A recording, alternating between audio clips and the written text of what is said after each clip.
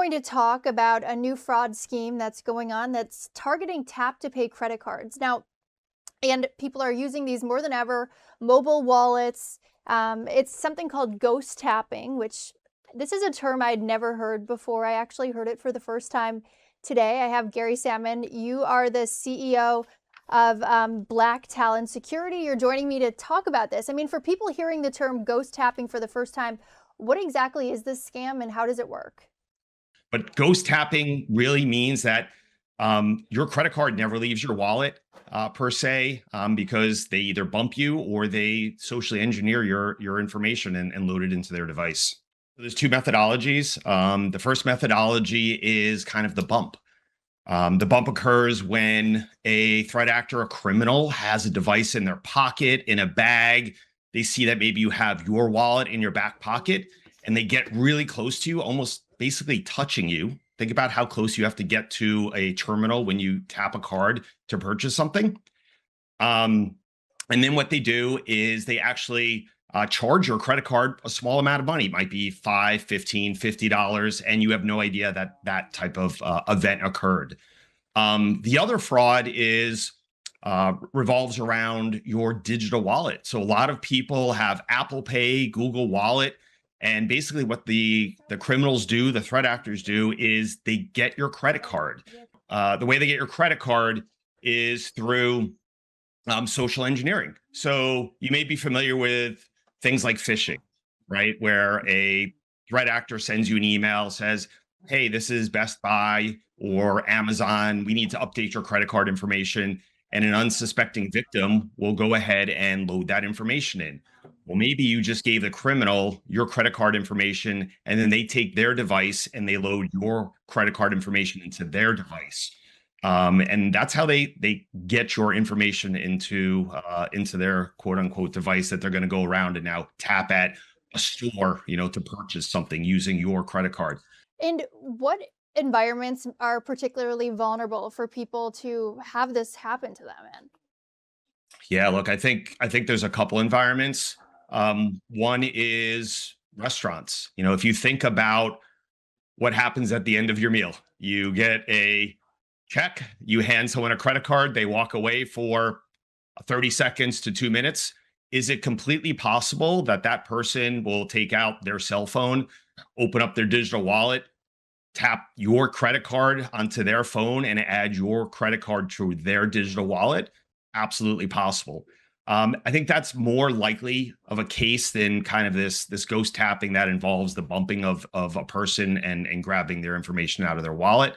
I also think the social engineering, right? So if you are, a heavy online user and shop and interact with emails a lot, but conceptually crowded environments, Midtown, for instance, on a subway, etc., you could be a victim of these bumps where they're going to grab your credit card by physically touching you. And it seems like some victims don't even know they've been charged until later on. Why are these scams so difficult for people to detect in real time? And again, we've seen instances of this, in the past, kind of similar, like with credit card skimming, and you don't really necessarily know that someone's using your credit card information until you go and check your bank account. So why do you think these scams are so hard for people to detect in real time? So I think a lot of people don't have the alerts enabled on their credit cards. So, for instance, for me, the second a charge hits any of my cards, the bank sends me an alert. I also think people don't have a habit of looking at their credit card statements. And sometimes, especially in families, there could be a $15, $25, $50 charge. And someone looks at a credit card statement and they say, that's my significant other. That's my spouse, probably. I mean, that makes sense. I'm not worrying about that small amount of money. And because they're typically small amounts of money, the banks may not flag them. It's not like they're bumping you or using potentially your Apple Pay or Google Wallet to charge $5,000, $10,000. That would probably send up flags immediately. Right. And how sophisticated are the devices that these criminals are using now? Like, is this something that organized crime groups are getting involved in, or is it more single people? Yeah, there's a whole ring that specializes in this. Estimates are around $100 million in fraud per year that are executed by these groups. And yeah, they specialize in it. So they, if they're doing the actual bump, the physical contact, they'll go out and buy the readers. They'll load it with special software, right? They'll hand those devices out. They may even issue special cell phones that the threat actors can use to load that credit card data onto those devices. So yeah, this is typically not kind of like a mom and pop operation. It's really organized crime. And are these scammers typically stealing amounts of money under, this guise, or is it smaller amounts, kind of, like smaller transactions that you might typically not notice? Yeah, I see most of the time it is smaller amounts, right? And that is really to try and prevent maybe the fraud detection systems going off at the banks. There's a higher level of scrutiny with a $10,000 Best Buy charge than a $15 Best Buy charge.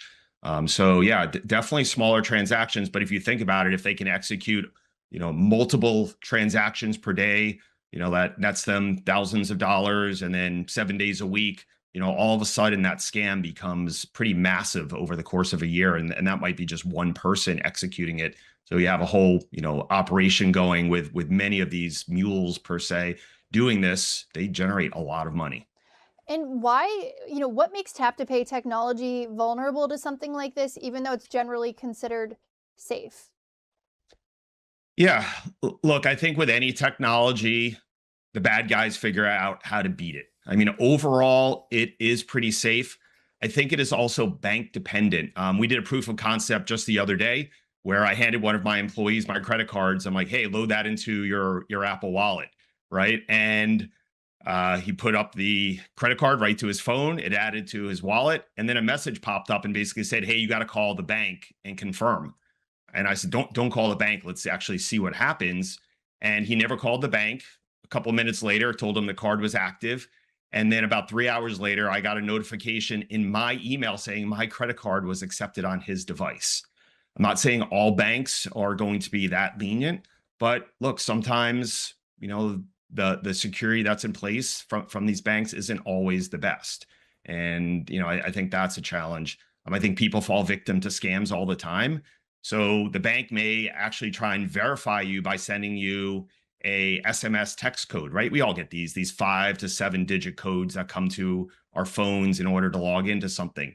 And maybe you're interacting with an email that is malicious. And after you punch in your credit card information, there's a pause for a couple seconds and another window pops up that says enter your verification code, and you actually type it in. So now you've given the criminal your SMS text code. So I think the banks do try and do a good job, but once again, there's always ways around these security measures. And more people are using this tap to pay, method regularly. What are the biggest warning signs that something suspicious might be happening?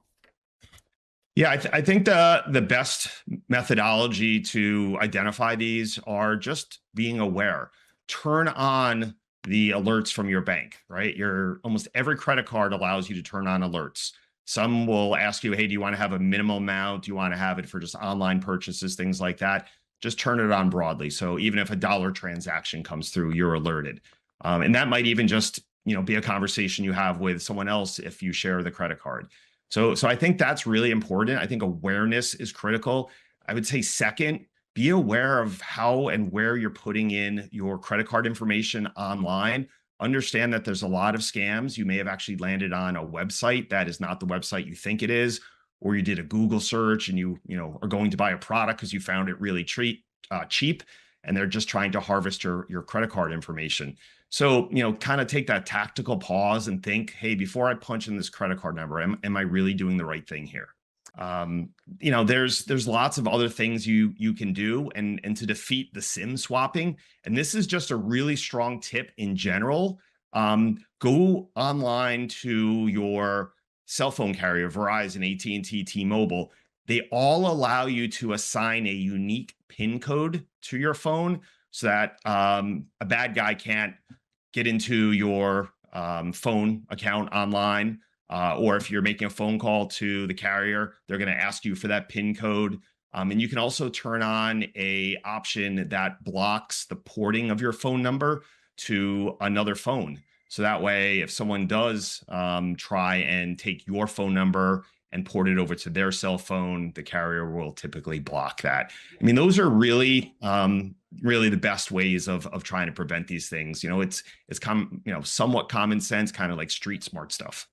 Do you think like banks and payment companies right now are doing enough to stay ahead of these scams? I think everyone's trying really hard, right? In the cyber world, it is a true cat and mouse game, right? The banks come up with technologies and defenses to try and block these criminal transactions and criminal entities. And then, unfortunately, the bad guys have smart people too, and they come up with a countermeasure to that. Yeah, I think it's a combination of the banks trying to do as much as they can do because they don't want the losses either, right? And unfortunately, the losses are often passed to the consumer. And then from the consumer perspective, I think just being, I'll use the New York City concept, right? Being street smart, thinking about what you're doing with your device, who you're giving your credit card to. And Gary, you're the CEO of Black Talon Security. Can you tell us a little bit exactly what your company does? Yeah, we specialize in cybersecurity. So we help businesses of all sizes and types prevent intrusions into their network, protect them from things like ransomware, email account takeovers, where a hacker actually gains access to your email accounts. So really our goal is to try and prevent malicious activity on a business's network. We're also a full incident response company, so we help unfortunate victims of ransomware cases and other cyber events recover from those situations. So a lot of times, when a hacker gains access to a business network, they encrypt all of the computers, they kind of lock the data, they steal the business's data. So we get hired by law firms and insurance carriers to help companies resolve that situation. All right. Well, thank you so much, Gary, for joining us. Super informative.